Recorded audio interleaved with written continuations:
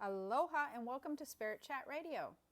Today we're going to be doing more Q&A questions from what used to be called my Higher Purpose Learning Group. And for those of you who are in the group, you will know that I've recently renamed the group my Keys to the Spirit World group.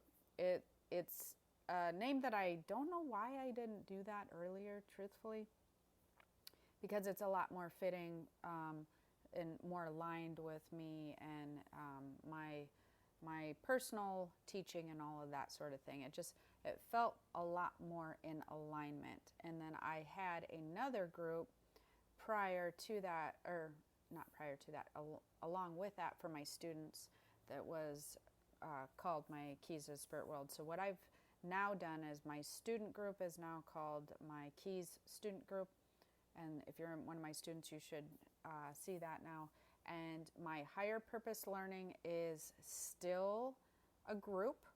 It's just been renamed Keys to the Spirit World, my Keys to the Spirit World group. I like that a lot better. So if you're looking for it in your groups or your Facebook thing, or you've been a member for a while and you can't find it, that's where it is. And if you're wanting to join it, because we have a lot of really cool ongoing discussions in there, if you like the podcast, you're going to like a lot of the stuff that's happening in the group and a lot of like-minded people in there, then you will want to click on the Keys to the Spirit World Facebook group link below. You probably, I don't know if you can search groups in there. I don't really know how that works. But anyways, you have to be accepted in. Just know that when you do the invite, because we do make sure that the group is not spammy. We make sure that the discussions have good information. They're not like along the lines of teaching that I don't agree with, or topics that I don't agree with. So it's a really closely monitored group, but it is super awesome. We love the group. Okay, so that being said, I started a few weeks ago. It's getting hard at this point because I have so many people in there to keep up with all the questions. And so I've been starting something where I've answered the questions via podcast, because some of the questions, well, frankly, they're a lot easier answered as I'm talking than I am typing. I like doing that more. I realize that I like talking more, to you guys. I like speaking more in front of people than I actually like writing things out, which also brings me to something else. I'm kind of all over the place here. I am announcing the Spirit Communication class probably within the next week. Everybody, don't roll your eyes because I know I've been talking about this for a while, but I really am. Me and Lydia got together and we set up some dates. Now, this Spirit Communication class is going to be a little bit different. It's going to be offered to my students. First and foremost, there will only be 20 slots, but because I realize that I don't love doing the slides and kind of being disconnected when I'm teaching from you guys, I feel like I really want to be doing some more teaching in front of everybody. That is why I'm going to do this class differently. So this class is going to be all Zoom classes. It's going to be 20 people. We're going to actually see each other. You're going to be able to ask me questions. Each week will be a topic related to spirit communication. And so that's something that's kind of exciting, that you can look forward to, and I can look forward to. Besides that, I have just gotten back from Tucson not very long ago. Went to the Tucson Gem Show, and that was the first time I've been there. Last year I sent my husband there to get products for the metaphysical store. He did a really nice job, but this year I went. I've been to the Denver show. Tucson, nothing against Denver, but the Tucson show, the energy's a lot different there. It's better. It's like, I just said it, it's better. Just for the simple fact of the energy is a lot more calming there. than it is at the other show that I've been to. Not that that may happen this year, I don't know. Anyways, so I'm going to be talking a little bit more about gemstones and sort of how to pick them and some of the things that we did at the Tucson Gem Show, because I've had a lot of questions about gemstones. I'm going to be talking about that in the Keys to the Spirit World group. So if you're part of that, I'm going to try to do a video for you guys in there, just because I noticed a lot of things that I feel like need to be covered in a topic. I'm not going to go all of that here because I'm going to be answering questions here, but it's really interesting how you should be picking stones. And I'm very particular about the vibration of the stones. And I'll tell you what, there are so many different vendors that have a different energy, and the stones, even if they are supposedly coming from the same parts of the world, all the stones carry a different energy through different vendors. And that is something that you really, really want to be aware of when you're choosing stones. I am super sensitive to that, and I only choose stones and jewelry. For those of you who do get Spiritual Guru or shop at spiritualgurubox.com, the jewelry that we get, I'm very particular about where those things come from. They have to have good energy. I mean, I hold them, I feel them. I'm personally there choosing, even if I'm pulling products in that when I'm not at Tucson, I still get samples of the products because I need to know how the energy feels of them before they go into the store. So I'm going to talk a little bit more about that in the group. And we got some cool stuff. We got some really cool men's mala bead bracelets for the guys. If you're a guy or you have a boyfriend or husband that likes mala beads, wow, we got some super cool stuff. And of course, my Spiritual Guru list, my VIP list, will get first chance at those.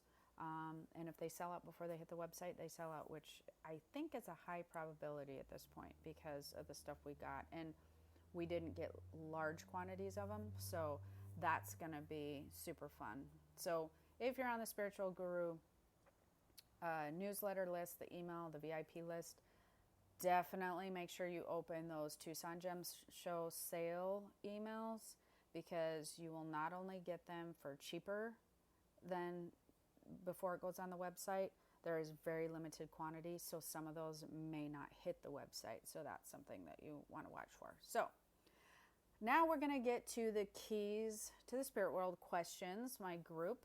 I am going to go through here. If I missed you for whatever reason, sorry. I may post a thread in there to just say, hey, I'm going to be doing a podcast coming up. Post your questions below. People seem to like this. So, okay. First one that I want to get to is Angie. I'm just going to say first names because then if you're listening and I'm answering you. Angie says, Jennifer, I think it was either your Universal Laws book or one of your classes. I can't remember. Anyway, you discussed the board that your son-in-law did. You had your son-in-law do years ago, and later you found out that he actually drew his dream car that he owns now. Tonight, and this was a while ago, was supposed to be Manifest Moon, I think. How do I make one? Is there a certain way? I thought that was a good question. I'm just going to touch upon that really quick, and it's interestingly enough that it's full moon today, which is funny story. Every time, like, I worked out last night and I thought, oh, I'm going to sleep so good. Like, I'm super excited. I know I'm going to sleep really well. Yeah, I've been up since like 4 a.m. and why I get up, I'm like, oh my gosh, I didn't sleep at all. And my family is like, oh, it's full moon. Yeah, this is what happens around my household. Everybody has a moon app on their phones because we're all like that. We never sleep during full moon. It's like craziness. Anyways, so what she's talking about is my son-in-law did a board, had put a car that he really, really wanted on it before we moved to Hawaii. Years later, after we moved to Hawaii, I found the board. And he did it begrudgingly, I must say. He was like, okay, I'm going to do this and I'm not going to believe it, but I'm going to try it and do what you say. And then I found it and I was all happy inside because when I found it, he had the exact car in the garage downstairs. And so I was like, look, what's on your board? And it was what he had put on there. So there's many different ways that you can do boards, but it's basically a general manifestation board. And so you can use, we don't even use boards anymore. You can use your wall, you can use a cork board, you can use a piece of paper, you can use your refrigerator, you can use your mirror in your bathroom, whatever. And basically the gist and the premise behind it, and that's kind of a more of a manifestation podcast, but you basically cut out photos and pictures. He didn't draw it. He had cut out or found a photo of it. You can find them on the internet. You can Google it and just print them out. And sorry, my phone is not on silent, and it made a really loud noise. So basically you just cut them out and then you put them on the area that you see often, an area that you would see, like, I like the bathroom mirror because, you know, when you're getting ready, it's kind of like in your view, it's sort of your private space, but it's somewhere you see often when you're getting ready for bed, when you're getting ready in the morning. And then it's also kind of away from the mainstream of everybody going, what is that? So you just cut out things of what you would like to achieve, goals. It could try to be specific, certain type of car or you know, maybe a vacation place that you want to go to. Or I've known people that have made calendars for like businesses and had like that they were busy on their calendar, stuff like that. So you can really make it out of anything. It doesn't have to be a specific process. Let's see. Melissa had a really good question. Hi guys, I'm hoping that someone can help me with this question. Spirits send me this warm electric sensation, but I don't know why. It can get really intense and even burn a little. Does anyone have any thoughts on this and why? Hopefully, maybe Lydia or Brian posted a link to you, Melissa, but basically that tends to happen when your vibration raises. So it's not necessarily spirits sending you a vibration or like an warm electric sensation. The warm electric sensation is there, but I talk about this in some other podcasts where signs that your vibration is raising. You can find them on YouTube. But basically, you can and will feel warm electric type sensations or burning spots you will feel when your physical body is adjusting to your spiritual body's vibration raising. And so how you can imagine that is like if you're trying to plug in a 220 into a 110 outlet or something, like, I guess guys will kind of get that better than women. But when you're trying to run a really heavy electric current through like a small cord, it would heat up. And it's the same thing when you begin to learn how to raise your vibration with your spiritual body. Your physical body is not always adjusted to that, and it takes some time for your physical body to learn to adjust to a higher vibration, a higher energy current. Because when you raise your vibration, you're raising the energy current that's running through your body, and it runs hot and it runs higher at a higher frequency. And so in order for your physical body to adjust to that, it needs to kind of rewire itself physically. And so that will happen for some people who their vibration is raising until the physical body kind of adjusts. And then you'll notice it'll stop happening. It'll kind of get less and less and less. And if you're feeling like it's happening in combinations with spirits sending you warm energy, which is really not how that works, it's more like your vibration raises to be able to communicate or have contact with spirits. It's raising its vibration to meet with the vibration of the spirit in order for the communication to happen. So it kind of happens that way, if that makes sense. So you could be experiencing that when spirits are around just because your vibration's raising. Kathy had a really good question, and I thought that this was good, and I've been meaning to address this in a few things, or a few podcasts, but then I would forget and whatever. Um, I hope that I hope that what I'm about to post doesn't offend anyone. With that being said, I'm wondering if past lives affect one's sexuality in general, as far as gender preference, and what we like and what we don't like, etc. And the interesting thing about this topic is, yes, past lives can affect it, but I'm finding that the more that people are in tune with their spiritual self, when you are on the other side, when you are in your natural form, you don't have to be gender specific. You can be male, you can be female, you can be somewhere in between. It's not something you need to choose one way or the other. When we are incarnated, there's a choice that needs to be made as far as how we're going to incarnate, just for certain lessons and whatnot. But I find that the more in tune people are with their spiritual self, sometimes they have chosen to incarnate one way, and then they're feeling more aligned in another gender way. And so I find that they tend to be high vibration individuals who tend to be very aligned with their spiritual self. And I find that that is becoming more and more common, and it's I think it's a good thing to be very in tune with your spiritual self and who you are in your natural state. And some of that can also have come from past lives. So you can have your past lives, sexuality and gender roles and whatnot. You can carry likes and dislikes and things over from those, but normally they're kind of you're carrying them from your natural state. So your natural state of your spiritual self. So I thought that that was a good question. Next, I have a question from Connie. She says, I'm going to kind of shorten some of these because they're a little bit longer.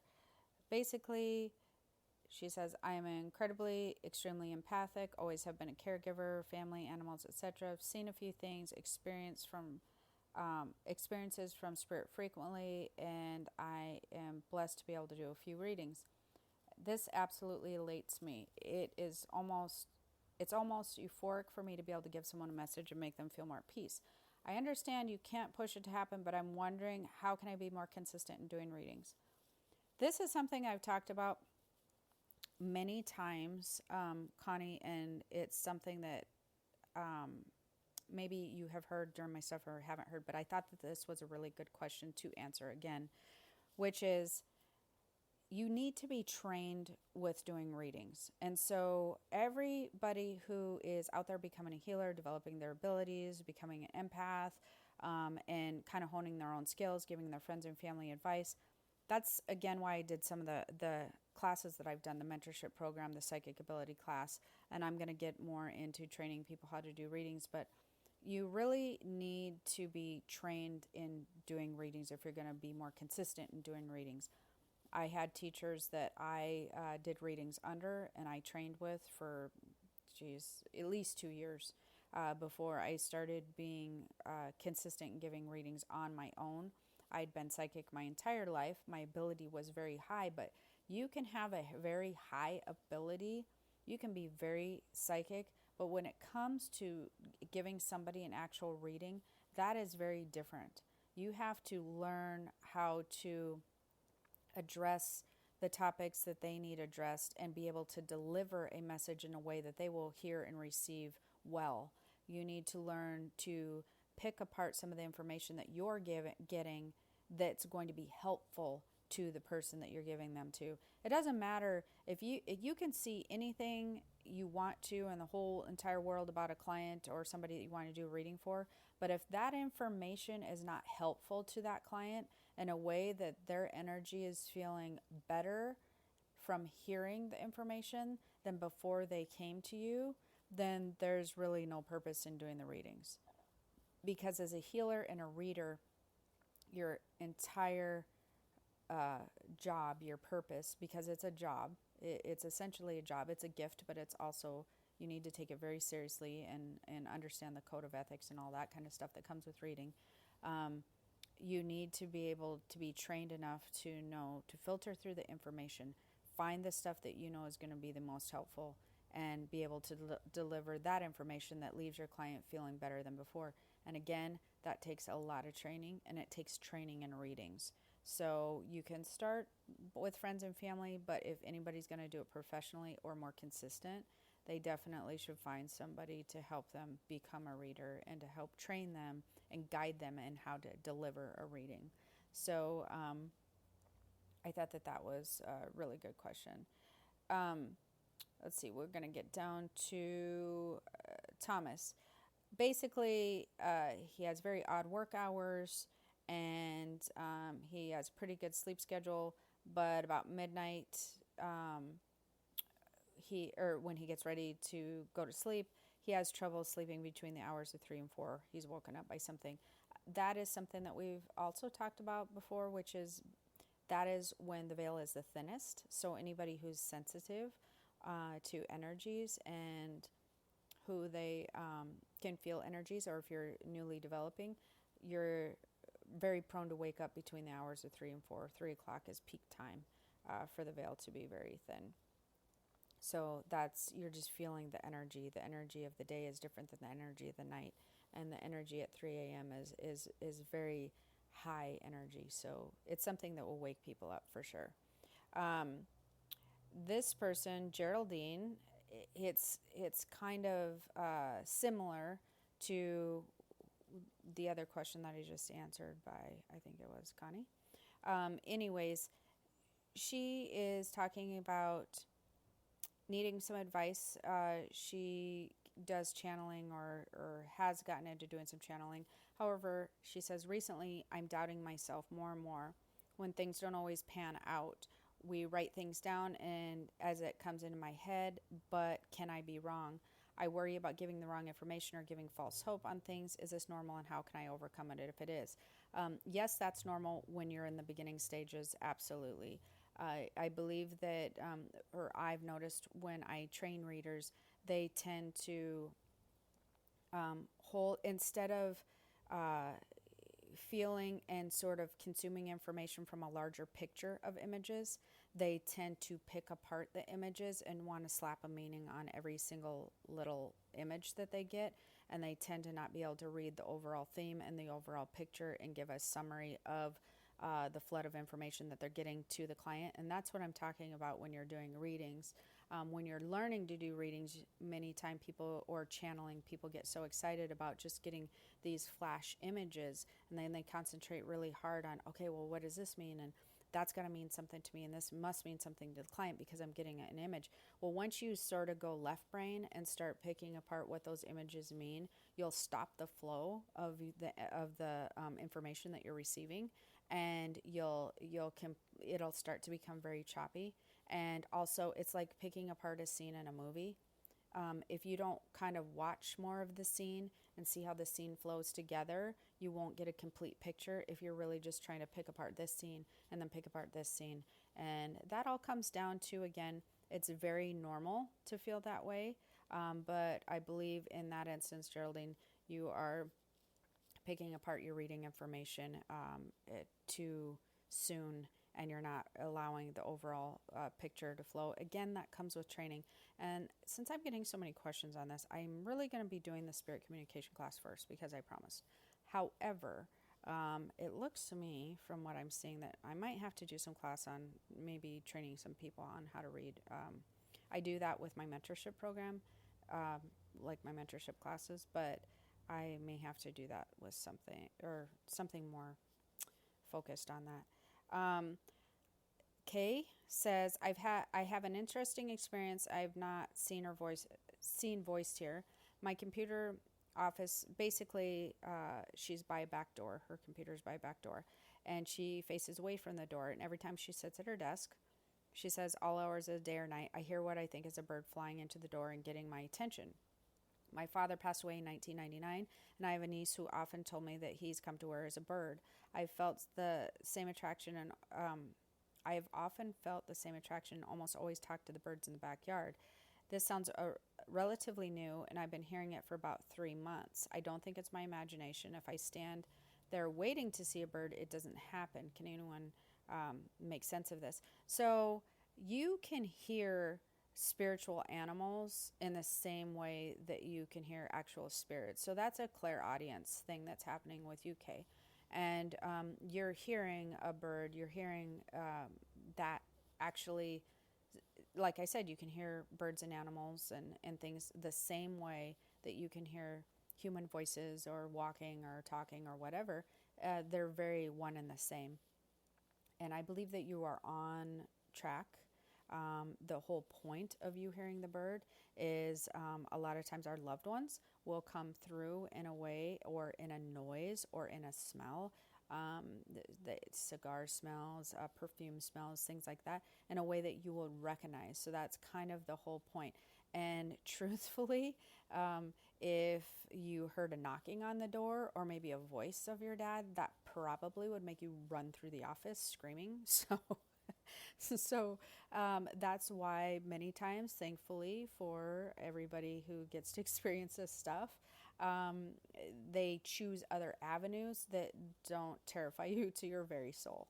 So I know that some people say, "Oh yeah, I could deal with that," but like I literally, I've had the voices, heard the voices, or heard them knocking very loudly, heard knocking, moving of furniture, moving of items. I mean, it happens around me and my house and my family very often. And anytime somebody's around that's new, sorry, I know that's loud. Anytime that somebody is around that's new, they about lose their mind. They like freak out. They literally are terrified to their very soul. So for most people who are not used to it, like my family, it can be scary just because they start having all these questions going through the head, and then every scary movie they've ever seen on the face of the planet starts going through the head, and then they're certain that really crazy things are going to happen, and then they just freak. So Kay, be grateful that it's the bird, and I think that that's a super pleasant way to be hearing from your father. Okay, here is my last question from Neil. Question on mediumship. I know an important piece is to separate yourself and your thoughts from the messages we receive and to keep our personal influences out of it. A lot of people say that they can get clear messages and the communication is clear. When I ask for elaboration and more info, I start to get sentences, but it comes out sounding like my own thinking. And then basically, I'm skip a few things. The message comes out naturally in a way that feels like it would in my automatic writing. It's similar to my voice and the thought process, even though I've shut down my thinking while waiting to receive messages. Any advice on differentiating, taking myself out of the messages I receive, or am I overthinking this? I feel like you're overthinking this because you kind of said what you're supposed to be doing anyways. So at one point you're saying that it feels like when you're automatic writing, it just sounds like your own voice. Most people, when you're channeling and you're hearing spiritual voices, you don't always hear them as in another voice, as in a deep voice or a child's voice or whatever, or mom's voice, or you can. That is something that you can hear in that way. But many times it will come through in a voice that sounds like your own thinking. In fact, I've talked about this many times. Most people on a daily basis are getting tons of information from their guides and from loved ones or whatever, and they think it's their own thinking. They think it is. It's interesting and funny to me that they think that they're constantly, being guided by their own thoughts. Now, you can be guided by your own thoughts, but again, the difference is that usually follows a thought train. So something that I teach in my classes. Your own thoughts follow a thought train. When thoughts start popping into your head without a thought process behind it, that's usually some information that you're channeling or you're telepathically receiving. And just because it sounds like your own voice doesn't mean that it is your own voice guiding you. The difference is how it feels and how the message feels. And how hard did you think to get that information? Did the message just flow in? Did it just, begin to come through for you? these are, again, a lot more training stuff that I will be going through, and I actually will be going through this in my spirit communication class. So I think you're overthinking it. It seems like you have a pretty good grasp on what it feels like when you're doing the regular stuff versus your own thinking, or doing the mediumship stuff versus your own thinking. It seems like the only thing that's hanging you up is the voice sounds like your voice.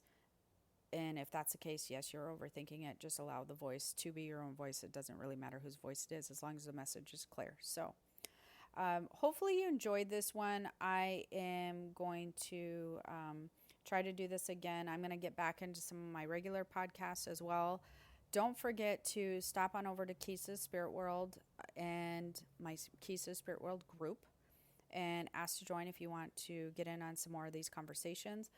If you're on my email list, don't forget to be checking the email if you're a student, because that spirit communication info will be coming out shortly. And if you're into gemstones and wanting to, or, you know, like the metaphysical stuff, spiritualgurubox.com.